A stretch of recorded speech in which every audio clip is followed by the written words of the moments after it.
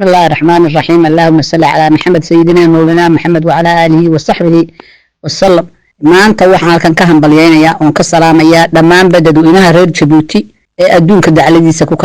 kala nool, khaasatan waxaan hambalyeynayaa kuwa ku nool wadanka gudihiisa. hambalyo ee soo diraya sidii sharafta lahayd ee qiimaha lahayd ee ay noogu dhamaatay foodkii noogu dhacay adduunyada kala foodadka waa la isku laayaa, dhiig baa ka daata, ficitan baa ka dhaca, laakiin dadka reer Djibouti waa dad nabad jecel, waa dad horumar jecel, waa dad madaxweynahooda jecel, waa dad daacada. hambalyo waxaan idin sheegayaa dadweynaha reer Djibouti nabadaad haysataan iyo quruxdaad haysataan idinkiyo reer Somaliland, nabadgelyadiina ku dhaganaada. geeska Afrika waxaad tihiin labada dal ee nabadgelyo iyo qurux faana ee food intay u dareeraan subaxii 6 galabnimo soo dhamaysta idinkoo nabadgelyo ku tagay oo ku soo noqday. ilaahayna ha idin tuso quruxdaad umada dheertiin iyo sharaftaad umada dheertiin. maanta kii Djibouti qurux buu ku dhamaaday, waxaan ka rajeynayaa ilaahay idinkiina ka Somaliland inuu sidaa si lamida u dhaco. Ismaaciil waan ku hambalyeynaya, Khadra waan ku hambalyeynaya, aad baan idin soo hambalyeynaya anigoo ah Shams Qardajeex oo ka soo hadlaysa Canada magaalada Edmonton. aad baan farxad aniga iyo caruurtayda iyo odagay gabi anagu qoslayna ayaan soo salaameynaa. waxaan hambalyo u dirayaa madaxda Djibouti, ayaan u dirayaa wasiirada gabi dhammaantood waxaan leeyahay hambalyo. Ismaaciil qabatay waxaan dardaaran ku siinayaa dadweynaha amase shicibka reer Djibouti waa dad wanaagsan, laakiin dadku macaarad iyo maxaafid labadaba way noqon karaan. marka Ismaaciilow inamada ku xiran macaarad ahaanta ee jeelkii gabood eed garanaysay kulaa ku xiran inanka 7 sano xidhnaa ee macaan kale ee dhiikar kale ee miskiinka ah ee xanuunsanaya. Ismaaciilow ee dhakhtar u baahan inaad dalkiis caruurtiisii iyo reerkiisii la joogo oo halka lagu daweeyo.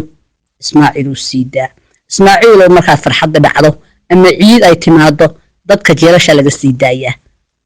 inta dhibaataysan baa la caawiyaa si ilaahay adigana kugu naxariisto. adduunka markuu ilaahay ku siinayaa madaxnimo wuu kugu eegayaa, madaxnimo waa lagu eegayaa, aakhirana waa laga xisaabtamaya. Ismaaciilow intii horena dambi dhaaf weydiiso, imikana siidaa dadka xiran ee u xiran waxbay diideen. Ismaaciilow waxaan kugu dardaarayaa in madaxdeed siidayso, waxaan adigu hambalyeynaya sida fiican ee sharafta leh ee u dhamaaday foodkii. adduunka meel ka hadal iska yimaada kol hadaanay gacan iyo ficiltan iyo dhibaato imanin dee waa la iga qaatay iyo waa la iga xoog iyo waa la iga way imanaysaa eedayni. laakiin annagu hadaan nahay dadka reer Soomaaliland reer Israa'iil dadka reer Djibouti iyo dadka reer Somaliland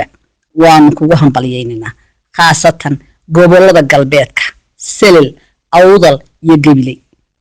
taasoo ay hanfigii iyo bacadkii ku soo mareen ay ku soo dareereen si adiga ay kugu footeeyaan. dadka reer Djibouti ee jooga gobolada waqooyi ee Somaliland galbeedka aad bay ku soo dhaweeyeen. Ismaaciilow marka waxaan ku leeyahay adiguna abaalka gud dadka xidhan la siidaa, iyagana abaaraha iyo foodadka ka caawi. shakhsiyaadka ka soo jeeda Djibouti ee qolqood ku sameynaya xisbiga aan ka soo jeedo ee u cud nagala hadal oo naga qabo, nimankaasi na soo farafareynayana naga qabo oo nagala hadal. anigu wadanka Djibouti waanahay, Somaliland waanahay, labada dalba waan ka damqadaa. mid waa wadnahaygii, midna waa beerkaygii, midna xumaan ma ogoli. mid walba farxadda yihiin iyo farxadda ku dhacda waan ku farxaa. hadday dhibaato ka timaado waan ka naxaa. ilaahay sa ima tusin dhibaato aan ka naxo labada dal. waad aragteen dawladda jaarkeena ee Soomaaliya food intay u dareerto ay ku subax galaan ما فوتين كران نبتقريو يعني فوتين كرين إننا إنتان كاللهنو إن مرنين بسنة قرعنو ينفوت كودرهرنا إلهي بان إن السيي يغن إلهي هالسيجو داد كلا الحكومة dad kala ay u taliya inaga tashana shicibkeena taliya madaxdeena talisa aynu isku hambaliyayno aynu isku sharafno aynu isku qiimayno umada masaakiinta raacno ilaahay wuu nagu eegaya ilaahay wuu soo eegaya dushu ka eegaya marka Ismaaciilo dadka xidhan soo eeg ka sida jeelka inka xanuunsanaya iyo kuwa kale ka sida Ismaaciilo waxaan ka dardaarmaya fanaaniinta ay kamid tahay xaawo geelqaad oo kamid tahay faduun ducaale oo aniga saaxiibada yahayd aad iyo aad anu jeclaa iyo Cabdiraxmaan Cali Xirsi asxaabtaydii markaan ku soo wadi jirnay fanaaniinta qaranka aanu hayn anigu ilbaa'iida kala soo biiray gacan macaan adiguna aad ahayd kii i qoray gacan macaan igeeyay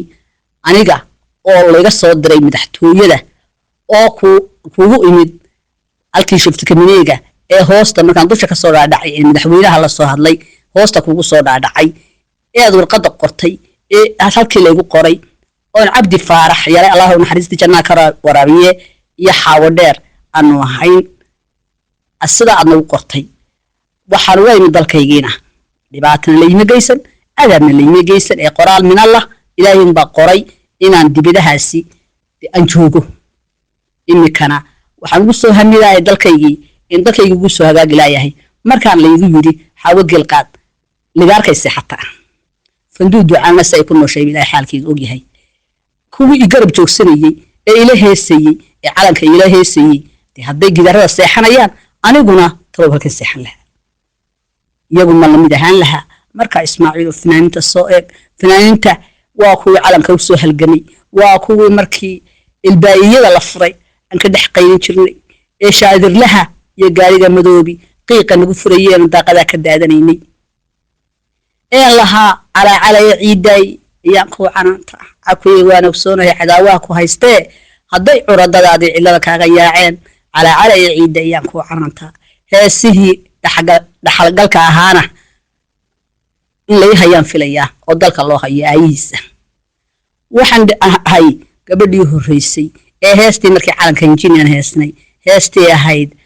anigoo dhabtii dhudhugoodan iyo dhaba halaq fadhiyo ka dheelmiyo bariya kugu dhadhabay calay how dhashee kii xalay dhisnaa dhoobada ku riday dhayal kuguma helin dhaantiye hirwe dhiigii dadkan kugu dheefiye dhudhun buuxa iyo dhumo iyada oo dhicisay la noqon inta hooyo soo goblantay inta aabbo lagu gowracay inta hooyo hanfigu qaaday bacad ku leefay Ismaaciilo waad garanaysaa way ku guuleysatay ilaahay baa kugu guuleeyay ilaahayna kugu eegaya Ismaaciilo ummadada u naxariiso Ismaaciilo ummadada farxad ku soo dhaweey Ismaaciilo waan ku hambalyeynaya hadray waan ku hambalyeynaya anu waxaan ahay gabadh ka soo jeeda Somaliland iyo Djibouti labadaba aha kaarteen 5 ridisayda ayaan ku dhashay anigu dhakhtarkii dismaanseer Andriye ayaan ku dhashay anigu calankana waan soo halgamay qayb weyn baan ka soo qaatay qayb lixaad laan ka soo qaatay anu cimrigaygu aad u yar yahay maantana dibadaasaan la soo hambalyeeyaa dibadaasaan la soo daaracdaa idiga dhageystaa aan kuna faraxsanahay quruxdiina iyo sharaftiina